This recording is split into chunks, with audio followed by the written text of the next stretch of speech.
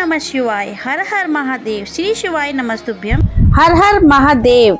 आइए प्रिय भक्तों, आज हम जानते हैं कि सावन में अगर करना है रुद्राभिषेक तो जानिए कब करें ये पूजा ताकि मिले शिव जी की कृपा। अभी ही नोट कर ले रुद्राभिषेक के लिए सबसे उत्तम तिथियां। तो चलिए जानते हैं इस बारे में। सावन का हर दिन शिव उपासना के लिए श्रेष्ठ माना जाता है, लेकिन कुछ विशेष तिथियां ऐसी होती हैं जब रुद्राभिषेक करने से कई गुना पुण्य और लाभ प्राप्त होता है।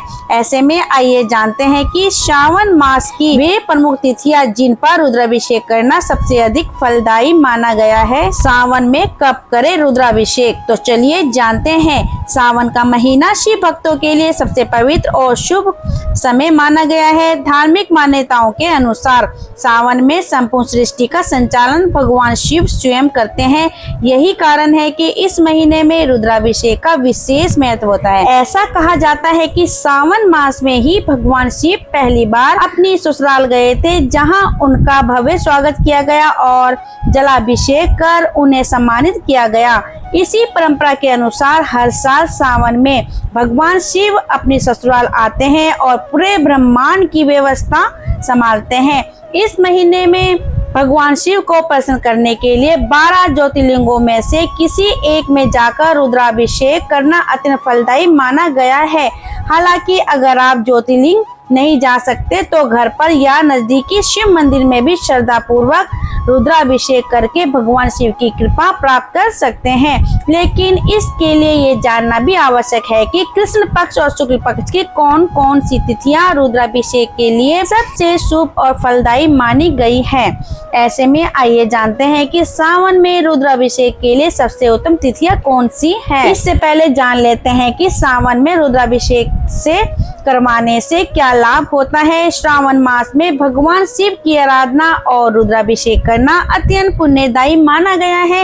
इस महीने में शिवलिंग पर जल, दूध, बेलपत्र आदि अर्पित करने से भगवान शिव शीघ्र प्रसन्न होते हैं। रुद्राभिषेक को शिव भक्ति का परम और प्रभावशाली रूप कहा गया है।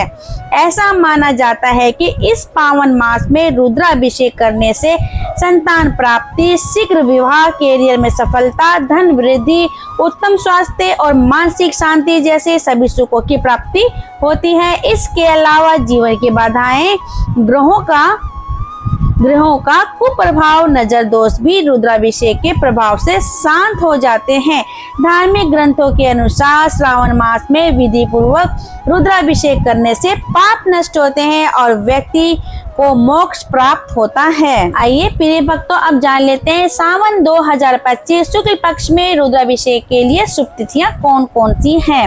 11 जुलाई शुक्रवार प्रतिपदा तिथि सुखद, 14 जुलाई सोमवार चतुर्थी तिथि सुखप्रद, 15 जुलाई मंगलवार पंचमी तिथि अभिष्ट सिद्धि और 18 जुलाई शुक्रवार अष्टमी तिथि सुखप्रद और 21 जुलाई सोमवार एकादशी तिथि सुखप्रद, 22 जुलाई मंगलवार द्वादशी तिथि अभिष्ट सिद्धि और 23 जुलाई बुधवार चतुर्दशी तिथि शुभ योग, 24 जुलाई गुरुवार अमावस्या तिथि सुखप्रद। आइए प्रिय भक्तों, अब जान लेते हैं कि सावन 2025 कृष्ण पक्ष में रुद्राभिषेक की उत्तम तिथियां कौन कौन सी है।